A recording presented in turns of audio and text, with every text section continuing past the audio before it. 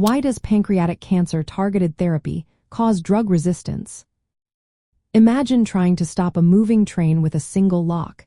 That's similar to how targeted therapy works in pancreatic cancer.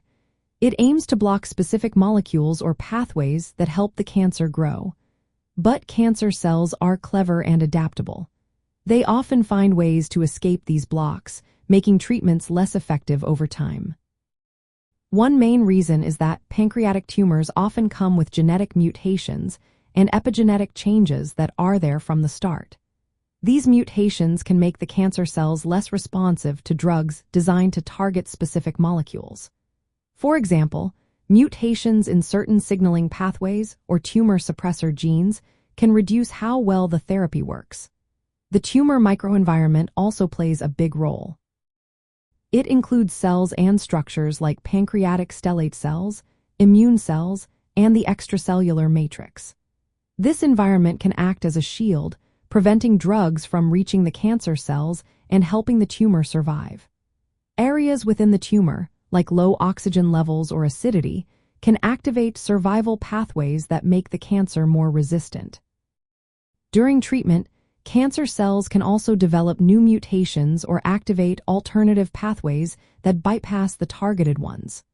For instance, if a drug blocks the epidermal growth factor receptor pathway, the cancer might turn on other growth signals like the insulin-like growth factor pathway. This flexibility allows the tumor to keep growing despite therapy. Cancer cells can also change their behavior through a process called phenotypic plasticity, such as epithelial to mesenchymal transition, which makes them less vulnerable to drugs. Additionally, cancer cells use stress response proteins to survive. For example, the protein HER can move from the nucleus to the cytoplasm under stress, stabilizing survival genes and helping cells evade death. Some cancer cells increase the production of enzymes and transporters that break down or pump out drugs, lowering the amount of medication inside the cells. This process, called drug detoxification and efflux, further reduces treatment effectiveness. Another challenge is that targeted therapies often focus on a single pathway, but pancreatic cancer cells have many redundant and interconnected signaling routes. When one pathway is blocked, others can take over. For example, blocking the epidermal growth factor receptor may lead the tumor to activate alternative growth signals, allowing it to continue growing. The tumor microenvironment also suppresses immune responses, making it harder for immune-based therapies to work. Even when therapies aim to reactivate immune cells, resistance mechanisms can still block their action. Because of this complex web of resistance mechanisms, targeted therapies often only provide temporary benefits.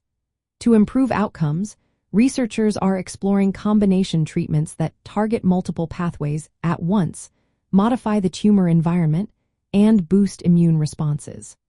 Personalized approaches based on specific biomarkers are also crucial to identify which patients are most likely to benefit from certain therapies. In summary, drug resistance in pancreatic cancer targeted therapy happens because of a mix of genetic mutations, protective tumor environments, cellular adaptability, and mechanisms that remove or neutralize drugs.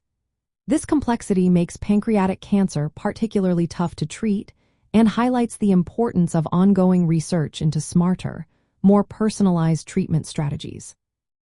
Always remember, if you or someone you know is facing pancreatic cancer, consult healthcare professionals for tailored advice and the latest treatment options.